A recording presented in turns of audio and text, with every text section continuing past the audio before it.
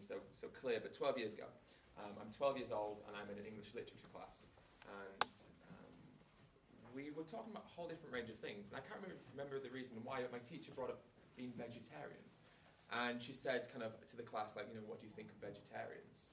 And I was like, okay, here's my moment, like, I'm going to get this. So I put my hand up in the air really kind of brazenly, quite arrogantly.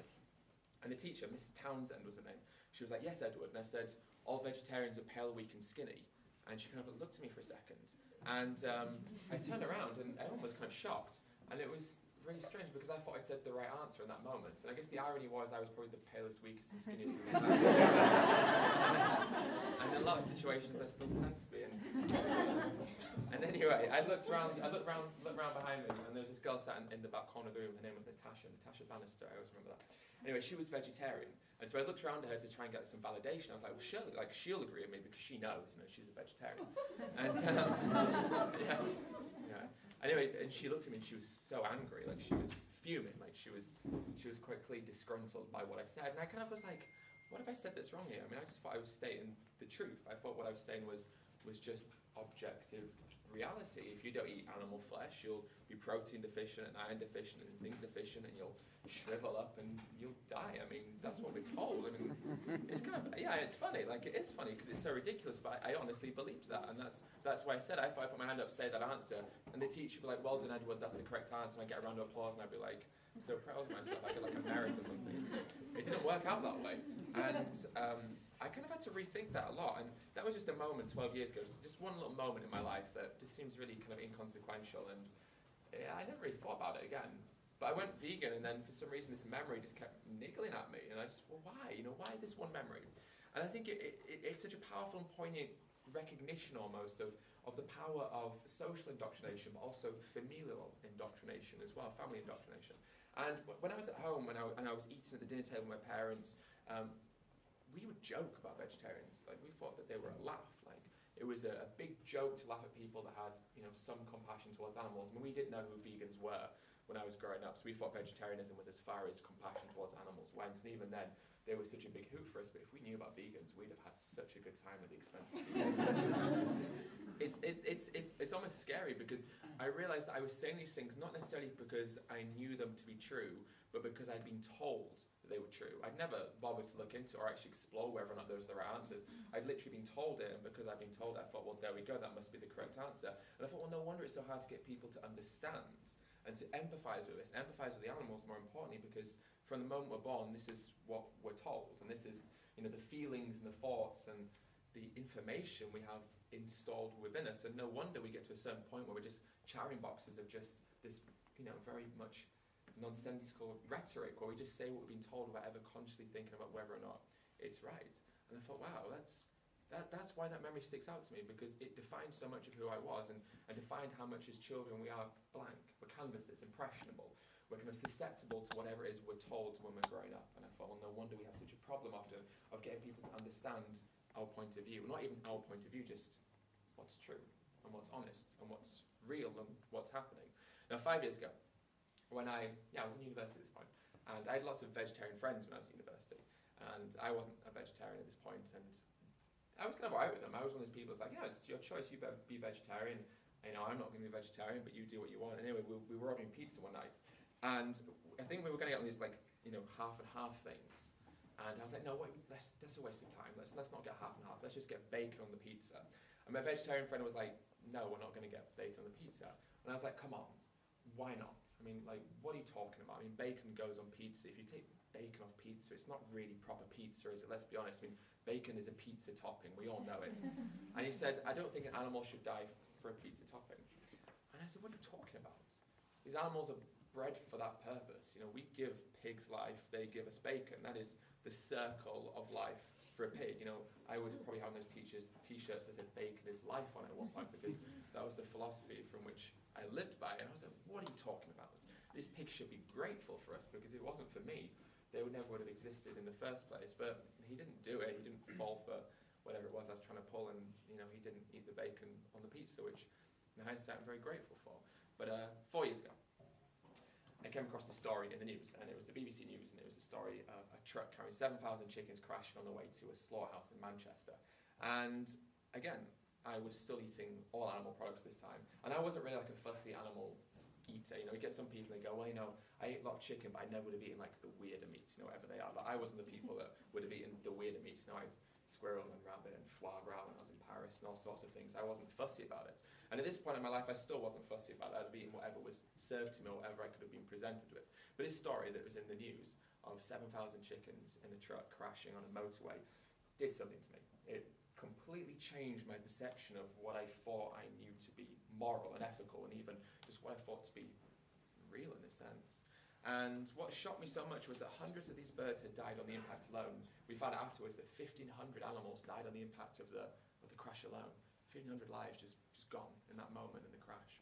But that's not really what disturbed me the most. What disturbed me the most was that there were hundreds more of these animals who were alive, but they had broken bones and broken wings and broken combs and broken beaks, and they were suffering on the side of the road in this pileup. They were bleeding, but they were alive, and they were feeling, and they were suffering, they were experiencing all of that hostility and negativity and all of that pain in that moment.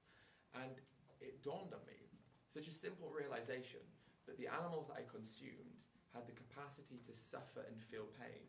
And because they have a capacity to feel and suffer in these ways, they therefore have a preference to avoid these emotions and feelings. Such a simple realization that the animals I consumed could suffer. And my actions as an individual, as a consumer, caused them to suffer. And the blood wasn't on someone else's hands. It wasn't the fault of someone else, it was the fault of me. And I was the reason that those birds were in that truck in that moment on the way to the slaughterhouse. And I thought, well, hang on a second. They're going to a slaughterhouse. And really, the ones who died in the accident so instantaneously, they're the lucky ones in this scenario.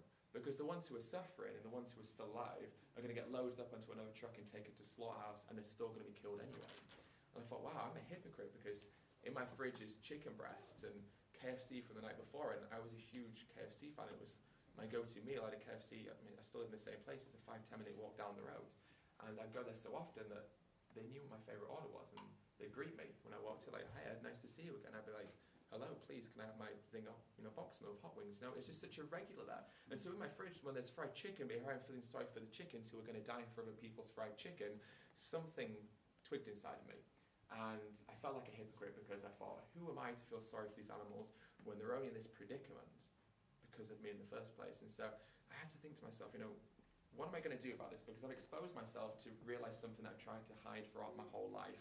But through exposing that to myself, I'm now faced with a real conundrum. Or do I try and ignore my morality and kind of pretend that, I'm still willfully ignorant, please don't tell me the truth? Or do I accept that now I've realized the truth, I have to do something about it? And so I made a change, and I changed only to vegetarian at that point 4 years ago. Well, May 2014, so just over 4 years ago. And I always say, well, I didn't know about the dairy and egg industries. I was blinded by it all. If I'd known the truth, I'd have gone vegan. But I feel like, in hindsight, that's probably a bit disingenuous for me to say that, because I thought vegans were weird. And I went vegetarian, I thought, these vegans, like, what's wrong with these people? Like, I was like, I get it, animals dying is wrong, but dairy and eggs, animals don't die for these products. I mean, like, cows produce milk, and look, if you don't milk a cow, the udders explode. They literally just if you walk past a field, that's all you're seeing, right? That's what I thought, and then I thought, well, free-range eggs, because battery eggs, disgusting, I know about cage eggs, but free-range eggs, the farmer just follows these hens, and they're running around a field, they're having such a great time, and he's just picking up the eggs, and he just puts them in a basket and takes them to Tesco, and I'm just like, thanks, Mr. Farmer. And I always think, maybe, there is some sort of kind of like laughter in that, and I think, well, did I really believe that? And I did pretend to myself that I did believe that, but I also think that probably deep down I knew that something wasn't right. And I think we always claim that we're very willfully ignorant, or we don't know the truth, and that's very much true. We're consciously not always aware, but I think subconsciously we're all aware that something just isn't right. Something doesn't add up to this situation. And we can suppress it, and we can pretend to ourselves and lie to ourselves that that's the case. But even back when I said that vegans were weird and militant and extreme, and that this was the situation for dairy cows and egg-laying hens, I still think I knew that something wasn't right, because my partner was trying to say to me, "You should watch this documentary Earthlings." I've been veggie for about 8 months, and she said, "You should watch this documentary Earthlings. I think we should go vegan." And I was like, I'm not. I don't want to go vegan. Like, please don't make me go vegan.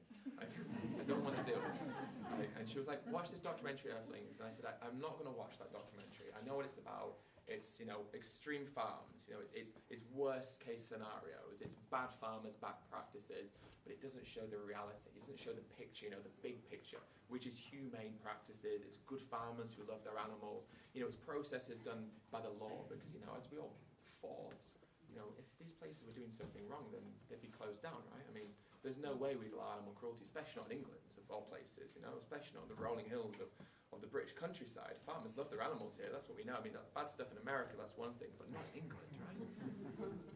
And she said to me, she's like, well, if you're so sure, if you're so confident in your views, then just watch it. I mean, what have you got to lose from watching it? At least you can turn around and say, well, I told you so at the end, and be smug about it.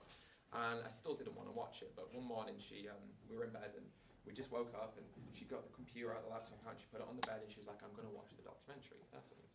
You can either get out of bed or you can watch it. And she did this very slightly because she knows I'm not a morning person. So she'd been with me for a few years at this point, and she knew that there's no way I was going to get out of bed, right? So I watched it, and then 90 minutes later, I'm crying my eyes out, and I realised for the first time in my life the severity and the magnitude and just the scale of it all. Just the absolute scale of it. It's such a behemoth, it's huge. It's gargantuan in its size. It's almost inconceivable to try and to label it, because it's so enormous, and the brutality is so fierce, and the scale of it is just so overwhelming. And it dawned on me in that moment watching it, well, after I'd watched it, just that it's not really about meat, it's not about flesh, it's not even about just secretions, it's not really just about food. It's about, the clothes we wear, the products we put on our skin and we wash our hair with in the shower. It's about the places we go to have fun, like zoos and circuses and aquariums. I realised that I've been blinded by a whole society that fuels itself and is fundamentally run off the exploitation of others. And I realised that it's not even just about these products, it's just about commodification, objectification of these animals, and that we view them as somehow being lower than us. And that was a real hard pill to swallow, because I didn't want to admit these things to myself. I was so determined not to change. I didn't want to become the person I used to insult. I didn't want to become militant and extreme and weird, and I was terrified of these labels. And so I was really adamant that this couldn't be the way it was. And I remember I had a hamster at the time, a companion hamster, and I went to his home and I took him out, and he was running on my hands, his arms. His name was Rupert. And I looked at Rupert, and there's a scene in the film where one of the scientists, I often do this, say scientists, because I'm not sure if I believe their credentials so much, but he holds up his hamster. And he injects his hamster with some sort of chemical or medicine. And I remember looking at Rupert and thinking, well, this could be Rupert in the film. There's no reason why the hamster in the film has been injected with whatever it is that I would use kind of without a second notice, why that hamster couldn't be Rupert. But then I realised, well, actually, it's not about a hamster being a hamster. That's such a simplistic view of it all. That any animal in that film could be Rupert. And then, well, any animal that's been used anywhere could be Rupert, which means that any animal that's been killed for me or who is suffering for me could be Rupert. And then that feeling of hypocrisy came over, like it did after the chicken truck crash, that feeling of, oh, I know something that I didn't want to know, like I've come to terms with something, I've realised something that I was trying to hide from myself, but now I can't hide that from myself. And that hypocrisy came over me, and so I was faced with that simple question. I was faced with just a year previous or so, which was, what am I going to do about this? Am I going to turn a blind eye and just try and carry on, but know that my morality and my actions are no longer aligning with each other, or do I have to make a change? And so I did make that change, and that change was thankfully to vegan at that point. And so I was one of these vegans who, at the beginning, was really timid and really nervous, and I just didn't want to be labelled in the same way. And I had this idea of what being a vegan was, and it's that stereotypical thing of like, we walk down the streets and we throw red paint on people that are wearing fur and stuff. And someone asked me about this the other day. They said, why people have this idea of vegan activists, that they do these things and they're throwing red paint and they're being really leery and really intimidating all the time. And I said, well, when I reflect on that, I think it shows me two things, and I think it shows the power of media and how a lot of our perception of what it means to be an activist, not just vegan, but activist in general, is warped by the media who try and paint us as being a very violent, almost kind of vigilante, aggressive type of person that has absolutely no respect for the law. Obviously some laws shouldn't be given no respect, but we have no respect for the foundations of society and the people who live there, and we have this tyrannical view of moral superiority that we wish everyone should abide by. But I also think there's also kind of this element of like, well, if we paint people with this light, they're militant, they're extreme, they're preachy, they're violent, they're this, they're that, we can distance ourselves from these people. And if the people given this message are portrayed with these kind of adjectives, then we can make their message less credible.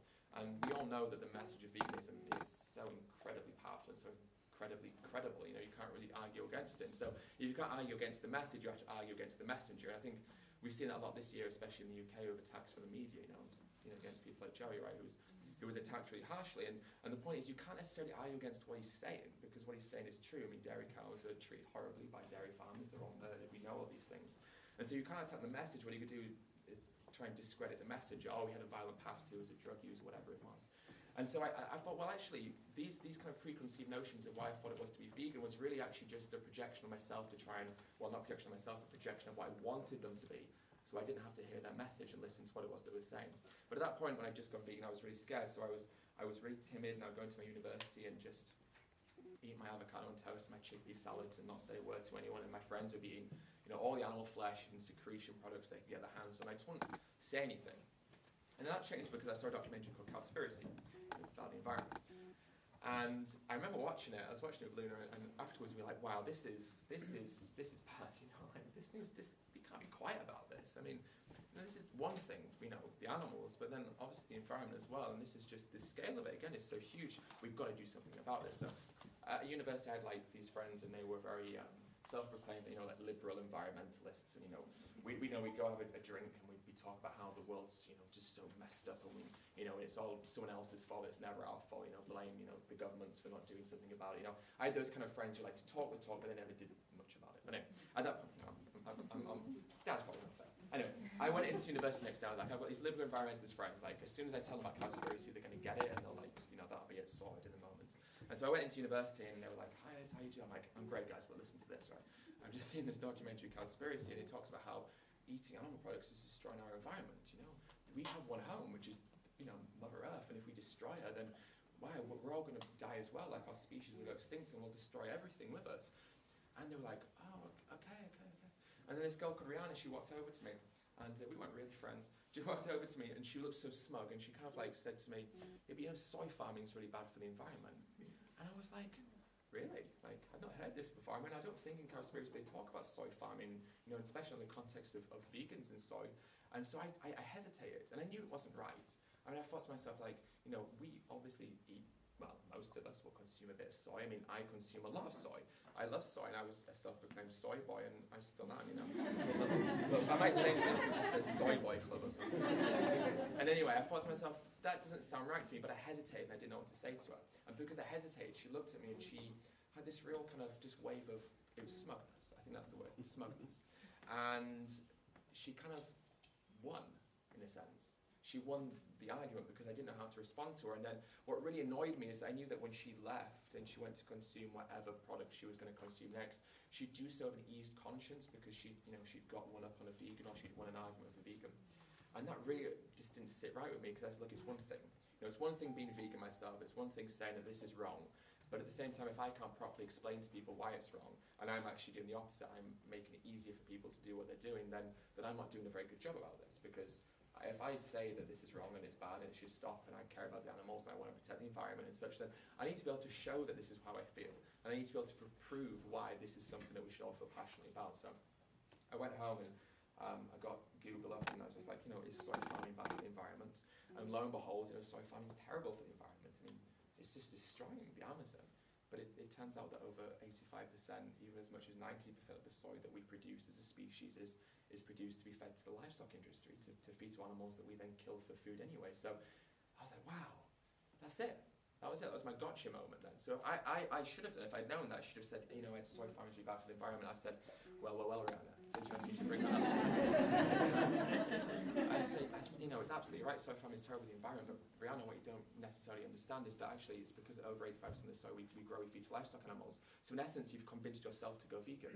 And you know, she'd have probably like said food chain or circle of life, but she wouldn't have got me. That was the point. Like, even if she turned off in a huff and she didn't go vegan, the point is she wouldn't go off with an eased conscience, and she would have been proved wrong.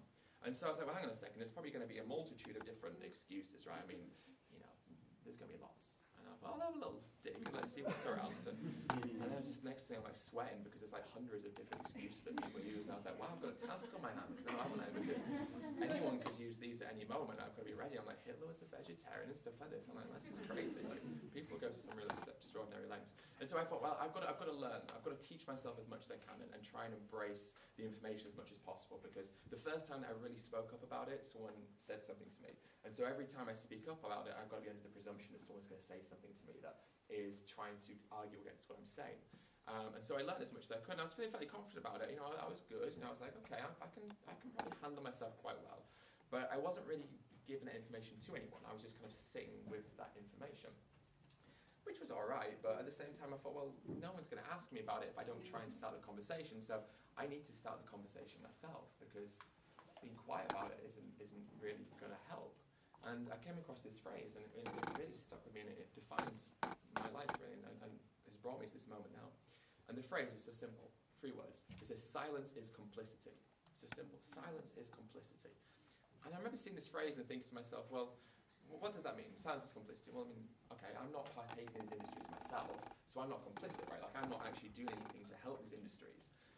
But then if I'm a bystander to suffering, and I watch it, and allow it to continue without doing something to stop it, then, well, I am still complicit. I mean, I think if we're walking down the road and we see someone being, you know, attacked or being discriminated against based on, you know, ethnicity, race, sexuality, whatever it is, and we acknowledge it, and we see it, and then we just walk off, then, well, we are still complicit because we've acknowledged something that's happening, but we're not doing anything to stop it, which means that we are still allowing it to happen, which means that we're still complicit in it happening. And so I thought, I am complicit because I am being quiet about this, and I'm allowing people to continue doing these things without considering or being told of why they shouldn't. And because of that, then I'm allowing these things to happen, which means that I am complicit. And even though I'm not partaking in these industries directly, because of me, they're still being allowed to continue. And so I thought, well, I can't be silent about this anymore because I don't want to be complicit. I've seen this stuff. I've read what happens. You know, I'm fully aware of all the things that go on. I don't want to be complicit in that. I want that to end. And so I can't be silent about it. I've got to speak up and do something about it. And so that's what I tried to do. I tried to start speaking up at opportunities I had. I went out on the streets and started talking to people 2 and a bit years ago. And it was funny because when I started going out there in the streets and talking to people, I didn't really know an awful lot of what I was doing. I just knew I had to do something. So I'd kind of be like, we'd go out with a couple of friends and we'd be like, oh, we'll ask you some questions. You don't mind if we talk to you about, you know, veganism or animal rights, or sometimes we'd be a bit cheeky and say it wasn't to do with that. And as I was doing it, I was like, it just didn't feel right to me. There was something that I wasn't doing right. And I just, every time I'd end these conversations, it just felt like the people I was speaking to were being pushed almost further away than when I started. And this really came to a head in one of these conversations I was having. I was chatting to these 2 South African guys. And I'd gone in with that day with quite a bad attitude. And I'd had a conversation with this girl as well, and I'd been really snappy with her, and not very good. And it kind of amalgamated into this conversation with these 2 South African guys, and they were talking about being hunters and all these different things. And I was a bit angry about them, and I feel like they were quite, you know, well rehearsed on what they wanted to say, and maybe I couldn't keep up with them very well. And anyway, we were talking about humane slaughter, and I said to them, well, you know, how do you humanely take the life of an animal who doesn't want to die? And they said, oh, you put some electricity through their heads, and that really kind of like sparked something in me. And I kind of looked at them, and I snapped back and said, well, how would you like it if your mum had electricity put through her head?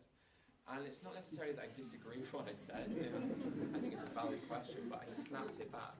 It was like I just bolted it back, and it came from a place of frustration and anger. And because of that, he took a step back, and that was really the end of the conversation. We weren't going to mutually be able to agree on anything anymore. I'd pretty much ruined the chance of that conversation ending productively, and afterwards they came up and was like, you can't bring people's mums and stuff into it. But I realised that I'd not done a very good job, and that was something that kind of really irked me and bothered me. And so I say to myself, well, why not? What am I doing wrong? And it became very obvious that it was the emotion. It was the place that I was coming from. I was coming from a place of anger. Now, I believe that I used to be quite misanthropic. And I feel like, this is a struggle I sometimes still have, if I want to be perfectly honest. I look at the actions of our species and I just don't understand, I just don't get it.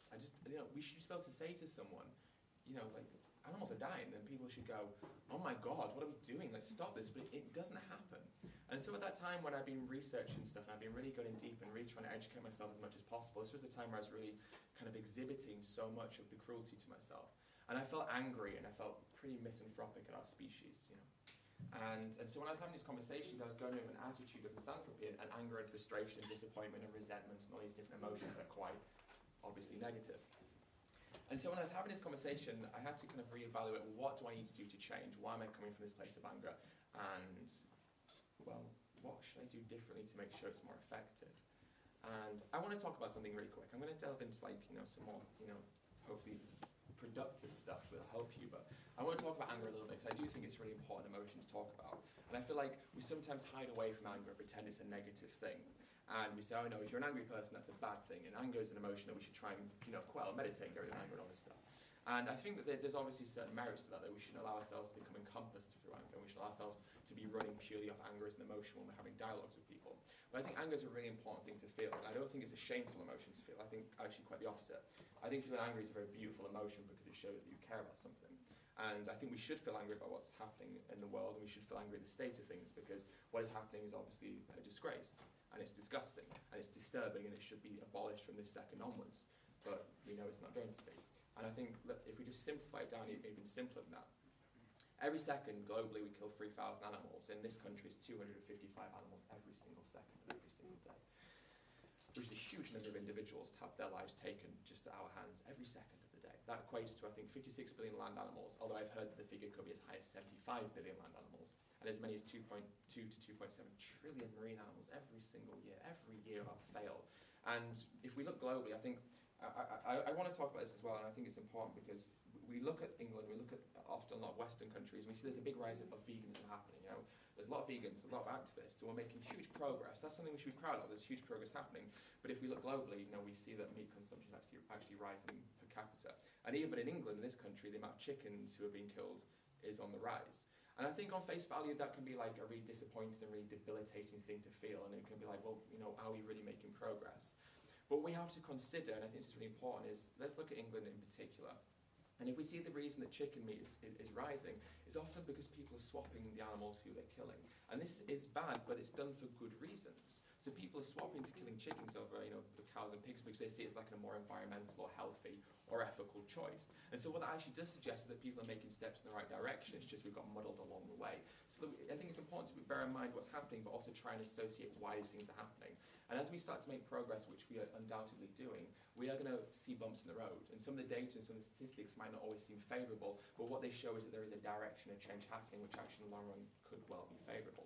And if we look to China, we look to India, where there's huge mass production, or this mass system of agriculture is really starting to boom, it's not going to last. It's going to plateau, and it will reach that point.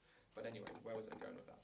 We kill a huge amount of animals every single year. And it's not just that we kill them, it's that we raise billions of them in places we call farms with access to the fresh air and sunlight. They're mutilated by being castrated. They have their teeth chopped out, they have their tails cut off, they're dehorned, they're disbudded, they're forcibly impregnated. We take their babies away from them.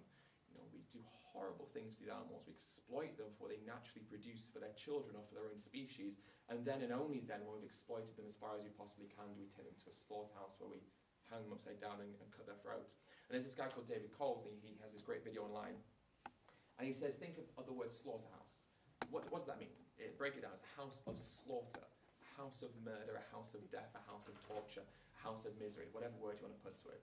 It's a place that exists in the thousands around each and every one of us, where living beings are taken in alive, murdered, butchered, chopped into pieces, wrapped in plastic, then taken to a supermarket so consumers can buy those products and pretend that blood does not rest on their hands.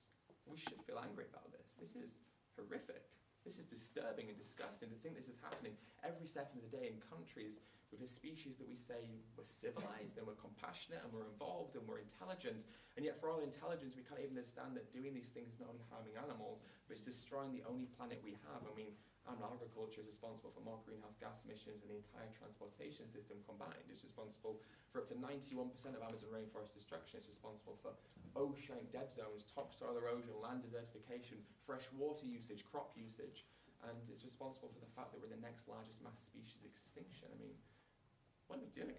We should feel angry about this. So I think anger is an important emotion to feel because it means that you give a damn, right? It means that you care, and we should care. Because if we're not angry about it, we need to open our eyes. Because to not be angry at the state of the world means that we're blinded or we're ignorant to the truth of what's happening across our planet. So let's think about anger. Let's think what we can do with it, because as I said before, it becomes a useless emotion if we use it ineffectively.